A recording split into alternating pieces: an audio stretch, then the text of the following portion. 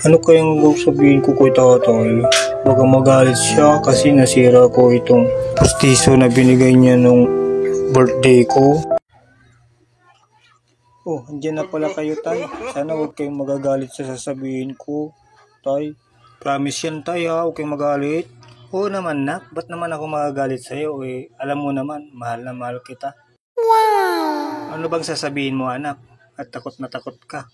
Eh, kasi tay, naputol ko po itong binigay niyo sa akin na postiso yan. No? Kumain po kasi ako ng marshmallow, tay. Kaya yun. Ano? Naputol mo? Eh, ang tagal kong iniingatan yan. Yung postiso kung yan. 5 taon na, anak. Samantalang ako, buto ng baboy, buto ng manok. Yun lang kinain ko. Ikaw, marshmallow lang nasira mo. Sabi niyo, tay, hindi kayo magagalit. Daya niyo. Oo nga, no, nak. Sorry.